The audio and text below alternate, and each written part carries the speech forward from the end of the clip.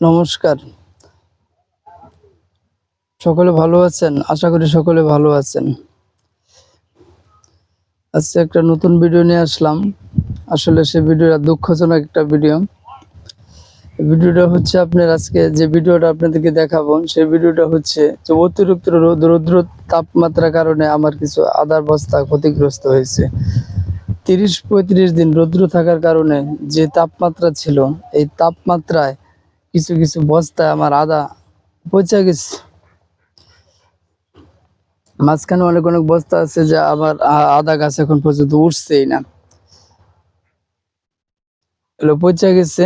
এগুলা আমার বাছাই ঘুরে ঘুরে আবার নতুন করে রোপণ করতে হচ্ছে।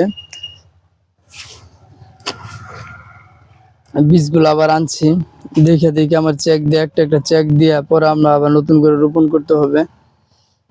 নইলে আমি বস্তায় এত খরচ করলাম, ৮০ থেকে ৮৫ টাকা খরচ হয়ে গেলে শুধু খালি পড়ে থাকলে তার আমার কিছু হবে না, লসই হবে। এই প্লটটার মধ্যে আমার প্রথম সমস্যা হয়ে গেছে, কোনো ছায়া ছিল না। যেমন এই বস্তা আদা করতে গেলে আদু ছায়া আদু রোদ লাগে, অর্ধেক রোদ অর্ধেক ছায়া লাগে। এটার কি হচ্ছে, আমার সাইডে গাছ আছে, ঠিকই গাছ আছে, কিন্তু ওই গাছে আমার ছায়া দিতে পারছে না। তার জন্য কি হয়েছে, সারাক্ষণে দিন যে যতটুকু সকাল থেকে শুরু করে বিকাল পর্যন্ত যতটুকু রোদের তাপমাত্রা থাকে, এই পুরা রৌদ্রের তাপমাত্রা আমার এইখানে ছিল। তাই আমি সবার উদ্দেশ্যে একটা কথা বলতে চাই, যারা বস্তায় আদা করতে চান, তার আগে ছায়ার ব্যবস্থা করবেন। আদু ছায়া আদু রোদ, যেন অর্ধেক বিল রোদ থাকে অর্ধেক বিল ছায়া থাকে। আর আমার কি হচ্ছে যে পুরাটাই রৌদ্র থাকে। আমি পেঁপে গাছটি যদি আরো ৫-৬ মাস আগে লাগাইতাম তাহলে অবশ্যই ছায়াগুলো পাইতাম। পেঁপে গাছগুলো আমি পরে লাগাইছি, এর জন্য আমার পেঁপে গাছটি এখনো বড় হইতেছে না। কারণ পেঁপে গাছগুলো তো আমরা রৌদ্রের তাপমাত্রা অনেকগুলো পাইছে, সেচ ভালোভাবে পাইছে না, বৃষ্টি তেমন ভাবে হয়েছে না। তাই পেঁপে গাছগুলো তেমন ভাবে বেড়ে উঠতে পারে নাই। তাই আমি এই ক্ষতিগ্রস্তটা হয়েছি। আর যদি আমার ছায়া থাকতো তাহলে আমার প্রতিটা গাছই এই যে এইভাবে সুন্দর করে এইভাবে জ্বালাই যেত। আর এখন কি হচ্ছে, আমার অনেকগুলো বস্তা মাঝখানে জ্বালাইছে না, এগুলো চেক দিয়া পরে আমার রোপণ করতে হচ্ছে। কিন্তু রোপণ করার এখনো সময় আছে, তাই করতে পারতেছি। দেখেন পেঁপে গাছগুলো বড় হয়ে গেছে। এই পেঁপে গাছগুলো যদি আমি আর ২-৩ মাস আগে লাগাইতে পারতাম তাহলে আরো অনেকটা ভালো হইতো, কিন্তু আমি বুঝতে পারি নাই, তার জন্য এই অবস্থা হয়েছে। আর কে ভাবছি যে রোদ্রের তাপমাত্রা এরকম রোদ থাকে, এটা তো মানে আমি কখনো দেখি না যে ১-১.৫ মাস একসাথে রোদ্রের তাপমাত্রা থাকে। এই দেখছেন পেঁপে গাছগুলো হয়ে গেছে।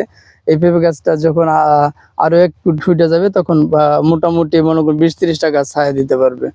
কিন্তু এটা যদি আমি ২ মাস আগে লাগাইতাম, তাই এখন বলি, যারা আদা রোপণ করবেন তারা সবসময় চেষ্টা করবেন ছায়া দেওয়ার জন্য। ছায়া দিতে গেলে আপনার আগে প্রথম করবেন ছায়ার ব্যবস্থা করবেন, দ্বিতীয় করবেন ক্ষেতটা সমান করবেন।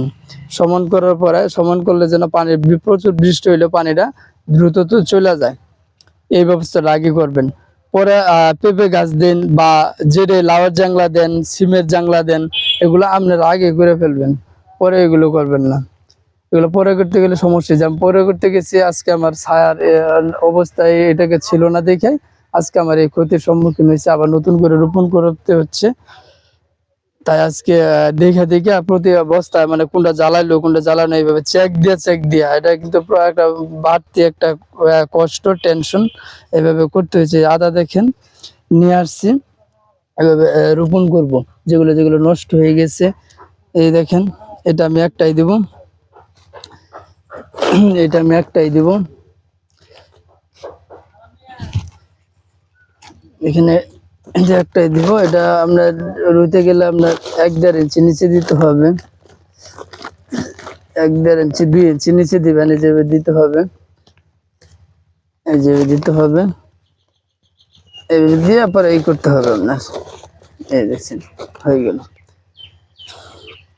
আমার কি হচ্ছে, যেগুলো না জ্বালাইছে এগুলো চেক দিয়ে লাগতেছে, পুরাটা চেক দিয়া পরে আপনার এই কাজটা করতে হবে। পুরাটা চেক দিয়ে যে কোন বস্তা জ্বালাইলো কোন বস্তা জ্বালাইলো না, এভাবে দিয়া পরে আপনার রোপণ করতে হবে। প্রতিটা বস্তায় চেক দিতে হবে, যেটা না উঠছে।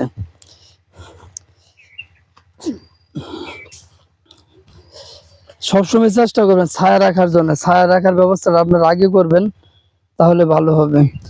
এই দেখেন এই যেটা এটা উঠছে না, এটা উঠছে না, এই দেখেন এটা পাতা সরাই দিয়ে আবার চেক দিতে হবে, উঠবে কি উঠবে না এগুলো দেখে দেখে আবার আমার ই করতে হবে। এই যে এই দেখছেন, এই যে উঠছে গেছে, রোদ্রের তাপে কি ক্ষতি না হয়েছে দেখছেন।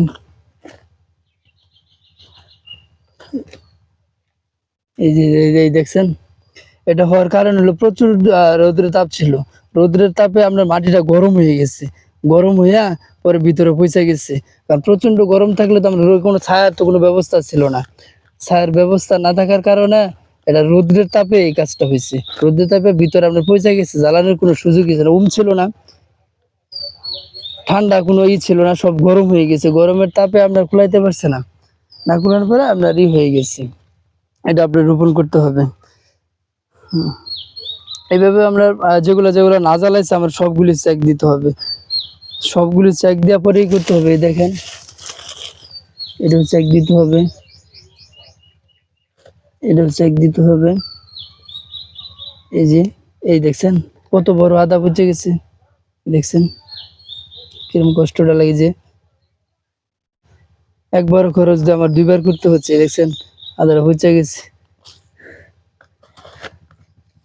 দেখছেন অতিরিক্ত রোদের তাপমাত্রার কারণে কি ক্ষতিগ্রস্ত হয়েছে। আসলে আল্লাহ যা করে, সৃষ্টিকর্তা যা করে ভালোর জন্যই করে, সৃষ্টিকর্তা যা করে ভালোর জন্যই করে। যেগুলো যেগুলো না জ্বালাইছে আমার প্রতিটা বস্তায় চেক দিতে হচ্ছে। এই যে ছোট একটা আছে, ছোট জ্বালাইতে পারে, দিতে হবে আরেকটা বুঝে গেছে, বুঝে গেছে। এটা প্রতিটা আমরা চেক দিতে হবে, চেক দিয়ে সবগুলো রোপণ করতে হবে। আসলে ক্ষতির সম্মুখীন হয়ে গেছে, করার কিচ্ছু নাই। কিন্তু তাই আমি যা হয়েছে আপনার ক্ষতি যেন না হয়, আমরা সবাই এটা আবার জ্বালাইছে একটা দেখা যাচ্ছে। সবসময় চেষ্টা করবেন ছায়া রাখে আবার আদা রোপণ করার জন্য, সবসময় চেষ্টা করবেন। এই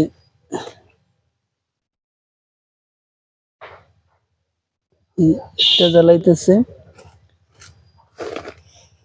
এটাতে দিতে হবে আরেকটা পৌঁছে গেছে।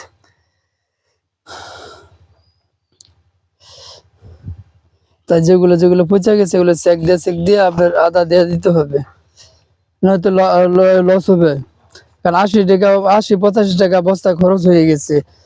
আপনি বীজ যদি না দেন তাহলে তো খালি বস্তা ভরে থাকবো সবগুলি, এটা তো কোনো লাভ হবে না, কোনো কোনো ফায়দায় আসবে না। তার জন্য যেগুলো যেগুলো সমস্যা হয়ে গেছে আমি চেষ্টা করতেছি বীজ দেওয়ার জন্য। এই দেখেন বীজ, এটা দিয়ে দিলাম এই বস্তায়। এগুলো প্রতিটা বস্তায় চেক দিতে হবে, কারণ এই মাসে আমরা দেওয়া যাবে, পরের মাসে আর দেওয়া যাবে না। এই দেখেন এই বস্তার সমস্যা হয়ে গেছে, অনেকগুলো বস্তা এইভাবে। কিন্তু আপনারা, আমি যে ভুলটা করছি আপনারা এই ভুলটা করবেন না। আপনারা আদা যদি রোপণ করতে নতুন যারা উদ্যোক্তা হতে চান, যারা আদা করতে চান, তারা আগে চিন্তা ভাবনা করেন মাটিটা সমান করার জন্য। সমান করার পর যে চিন্তাটা আপনার মাথায় আসবে, 3 থেকে 4 মাস আগে আপনি পেঁপে গাছ রুয়েন বা লাউ গাছ রুয়েন বা সিম গাছের জাংলা দেন, আপনি যে জাংলাটাই দেন না কেন সেটা আপনি আগে দিবেন, যেন ওই ছায়াটা আপনার আদার বস্তার মাঝে পড়ে, রোদ্রের তাপটা যেন না পড়ে। আর এই রকম তাপমাত্রা আমার সম্ভবত আমার বয়সে আমি দেখি নাই। এটার ভিতরে প্রথমে আমি 1-1.5 মাস একটা তাপমাত্রা থাকে রোদ্রের, এটা আমি কখনো দেখি না, এটা প্রথম দেখলাম। এর কারণে আমার দুর্দশা। আমি বলতে চাইছি কারো যেন এই ভুলটা যেন না হয়। এই ভুলটা আমরা করছি, আপনাদেরকে বলে দিলাম যে আপনারা যেন এই ভুলটা না করেন, আমরা করছি আপনারা যেন না করেন। আর সবসময় ভিডিওটা না টাইনা দেখবেন। ভিডিওটা ভালো লাগলে সাবস্ক্রাইব করেন, শেয়ার করেন, লাইক করেন, কমেন্ট করেন। আপনাদের শেয়ার, লাইক, কমেন্ট, সাবস্ক্রাইব করাতে আমার উৎসাহ বাড়ে ভিডিও আপডেট দেওয়ার জন্য, নতুন নতুন ভিডিও দেওয়ার জন্য। আমার কথা হলো আমার প্রজেক্টের লস, ক্ষতি, লাভ যেটাই হোক আমি আপনাদেরকে আপডেট দেওয়ার জন্য, প্রতিনিয়ত আপডেট দেওয়ার জন্য চেষ্টা করব, ভালো খারাপ দেওয়াটাই দেওয়ার জন্য চেষ্টা করব। কিন্তু এই যে আপনি যে আদা পচে গেছে, কিন্তু আপনি চেষ্টা করবেন যে আবার বিছাই না আবার রোপণ করে দেওয়ার জন্য, ক্ষতিগ্রস্ত হতে পারে মাটি, যেহেতু এটা হতেই পারে। এটা কোনো মাটির বিষয় না, আসলে তাপমাত্রাটাই বেশি ছিল, তাপমাত্রাটার কারণে এরকম। কিন্তু আমি সবাইকে একটা কথা আমি বারবার বলি, যখন আপনারা আদা রোপণ করবেন আপনারা সবসময় চেষ্টা করবেন ছায়াযুক্ত জায়গায় রাখার জন্য। যে প্ল্যানটা আপনারা 6 মাস আগে করতে হবে, 6 মাস আগে প্ল্যানটা করবেন, 6 মাস আগে আপনার মাটিটা একদম সমান করবেন। সমান করার পরে কিভাবে ছায়াযুক্ত রাখবেন, যে কোনো আপনি ফসল এখানে করতে পারেন। আপনি যদি কোনো আমি পেঁপে করবো, পেঁপে করতে পারেন, ছায়া আসবে।